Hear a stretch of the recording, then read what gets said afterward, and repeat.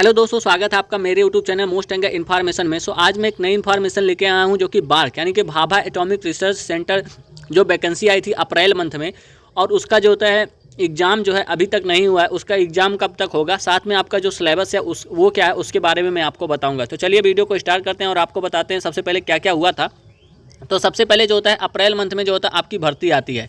कब आती है? अप्रैल मंथ में आपकी भर्ती आती है। अप्रैल मंथ में जो होता है भर्ती आने के बाद लास्ट डेट जो था इसका मई था। मई में जो होता है ऑनलाइन जो होता है इसका ख़त्म हो जाता है। मई में ऑनलाइन ख़त्म होने के बाद भर्ती आने के लगभग हो गया। अप्रैल के बाद मई, मई के बाद जून, जून के बाद जुलाई, जुलाई के बाद अगस्त, अगस्त के बाद सितंबर, सितंबर के बाद अक्टूबर, यानी कि 6 मंथ हो गए हैं। ठीक है, 6 महीने हो गए हैं और अभी तक आपका जो एग्ज़ाम है वो नहीं हुआ है। ठीक है, तो आपका एग्ज़ाम नहीं हुआ है तो वो कब तक होगा और साथ में आपका जो सिलेबस है क्या होगा। तो उससे पहले हमें जानना होगा कि इन्होंने जो होता है क्या क्या किया था। तो इन्होंने जो होता है सबसे पहले वैकेंसी दी। वैकेंसी देने के बाद जो होता है जो कैंडिडेट ने ऑनलाइन किया था लगभग 4300 प्लस वैकेंसी आई थी, जो कि अब बढ़ के शायद 4500 या 4600 प्लस वैकेंसी हो गई। ठीक है, अब 4600 प्लस वैकेंसी हो गई है। उसके बाद होने के बाद इन्होंने जो होता है बताया कि 3 लाख लगभग 3 लाख जो होता है प्लस कैंडिडेटों ने जो होता है इसका जो होता है फॉर्म भरा है। ठीक है, फॉर्म भरा है 3 लाख, जिसमें से जो होता है नॉन टेक के जो होता है लगभग नॉन टेक के मान के चलिए 2.5 लाख लोग होंगे।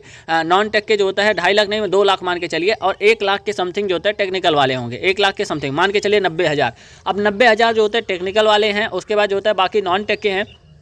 तो इसका जो एग्ज़ाम है वो कब तक होगा, क्योंकि भाई लगभग 6 महीने हो गए हैं। कितने? 6 महीने हो गए हैं और अभी तक आपका एग्ज़ाम डेट नहीं आया है। तो क्या लगता है कि आपका एग्ज़ाम कब तक होगा?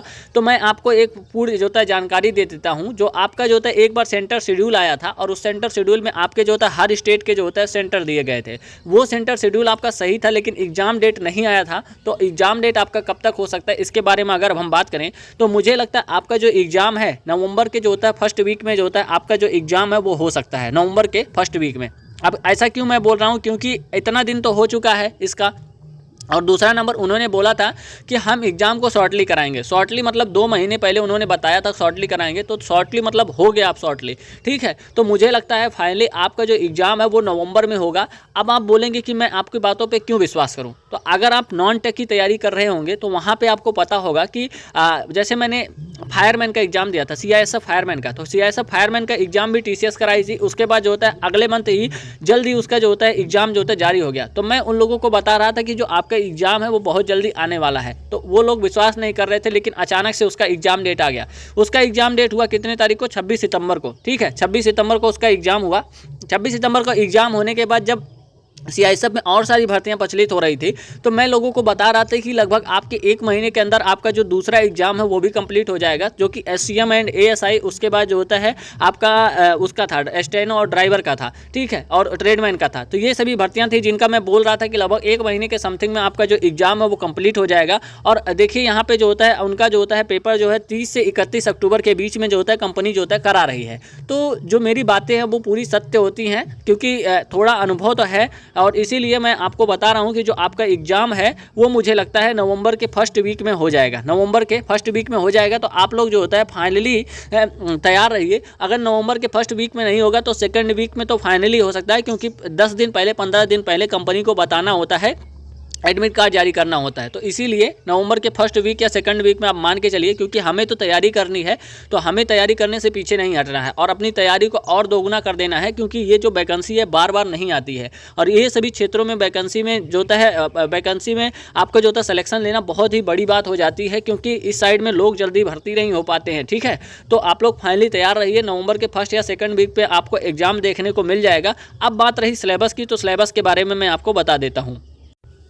तो यहाँ पे अगर हम सिलेबस की बात करें तो यहाँ पे जो होता है बार का जो नोटिफिकेशन था, वैज्ञानिक सहायक तकनीकी भी कैटेगरी 1 वर्तिकाग और प्रशिक्षु, इनके लिए जो होता है 1 घंटे की अवधि का जो होता है पेपर होगा।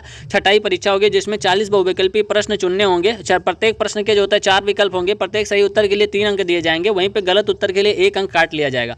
उक्त परीक्षा हेतु पाठ्यक्रम यथा स्थिति डिप्लोमा BSc स्तर के विषयों के आधार पर होगा। जैसे आप डिप्लोमा से हैं, आप BSc से हैं, तो आपके जो होता है पेपर जो होंगे वो डिप्लोमा और BSc के आधार पर होगा। छटाई परीक्षा परीक्षा में पात्र पाए गए अभ्यर्थियों को साक्षात्कार हेतु मतलब जो होता है इंटरव्यू के लिए जो होता है लघुकृत किया जाएगा, मतलब सूचीकृत किया जाएगा, शॉर्ट लिस्टेड किया जाएगा। साक्षात्कार के बाद जो होता है सूचित किया जाएगा। ठीक है, जब आप मतलब साक्षात्कार हो जाएंगे तो अगर आपका अंतिम चयन है। इस संबंध में अंतिम चयन साक्षात्कार में जो होता है अभ्यर्थियों के प्रदर्शन पर आधार होगी। छठाई परीक्षा में अर्जित अंकों का कोई महत्व नहीं दिया जाएगा। मतलब जो ये बोल रहे हैं कि जो आपका जो होता है पहला जो एग्जाम होगा ये 40 बहुविकल्पी प्रश्न का, ये सिर्फ जो होता है यहाँ से आपका सिलेक्शन नहीं होगा। जो आपका सिलेक्शन होगा वो इस संबंध में जो होता है चयन, अंतिम चयन में साक्षात्कार मतलब जो होता है आपका साक्षात्कार होगा, उससे जो होता है आपका चयन होगा। ठीक है, तो आपको कोई टेंशन लेने की जरूरत नहीं है। आपको 40 क्वेश्चन में अच्छा सा स्कोर करना है ताकि आप जो होता है वहाँ पे सेकंड एग्जाम में पहुंच जाएं।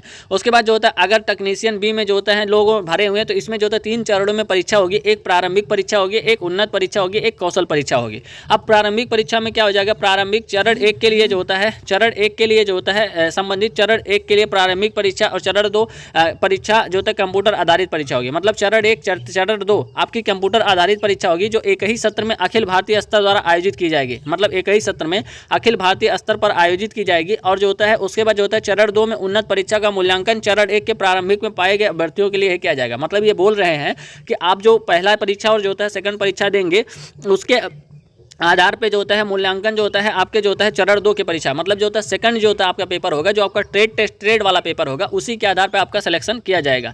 अब प्रारंभिक परीक्षा में जो होता है आपके जो होता है प्रश्न कौन कौन से होंगे, गणित से आपके 20 क्वेश्चन होंगे, विज्ञान से आपके 20 क्वेश्चन होंगे, वहीं पे जो होता है विज्ञान से और जो होता है सामान्य जागरूकता से आपके जो होता है 10 क्वेश्चन होंगे। ठीक है, छठाई परीक्षा केवल 1 घंटे की अवधि की होगी जिसमें जो होता है 50 बहुविकल्पी प्रश्न होंगे जिनके 4 उत्तर जो होता है चुनने होंगे। प्रत्येक सही उत्तर के लिए 3 अंक दिया जाएगा, गलत उत्तर के लिए 1 अंक काट लिया जाएगा। सामान्य श्रेणी को कम से कम 40% अंक प्राप्त करने हैं और जो होता है आरक्षित श्रेणी के लिए कम से कम 30 अंक प्राप्त करने हैं। और जो होता है दूसरा जो परीक्षा होगा वो उन्नत परीक्षा होगी। उन्नत परीक्षा 2 घंटे की अवधि की होगी। टोटल जो होता है 50 बहुविकल्पी प्रश्न होंगे, प्रत्येक सही उत्तर के लिए 3 अंक दिए जाएंगे, गलत उत्तर के लिए 1 अंक काट लिया जाएगा। केवल चरण 2 में प्राप्त अंकों के आधार पर जो होता है यहाँ से मेरिट लिस्ट आपकी तैयार की जाए। मतलब जो चरण 2 में आप अंक पाएंगे उसी के हिसाब से मेरिट लिस्ट होगी। सामान्य श्रेणी में कम से कम 30% अंक प्राप्त करना जो होता है अनिवार्य है और आरक्षित श्रेणी में 20% अंक प्राप्त करना अनिवार्य होता है।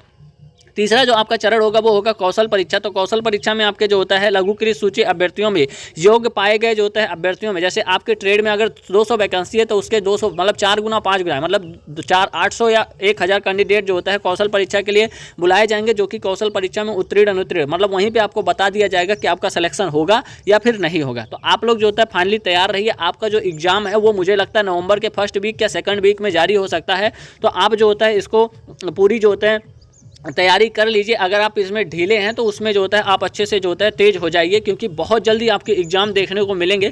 फिर आप लोग ये मत सोचिएगा कि बड़े जल्दी एग्जाम आ गया। ठीक है, तो आप लोग फाइनली तैयार रहिए। सो ये एक ओवरऑल वीडियो थी जो कि मुझे लगा कि आपको देनी चाहिए। सो आई होप कि वीडियो आपको अच्छी लगी होगी। अगर वीडियो अच्छी लगे तो वीडियो लाइक करना, शेयर करना, सब्सक्राइब करना। मिलते हैं नेक्स्ट वीडियो में। धन्यवाद, नमस्कार, जय हिंद।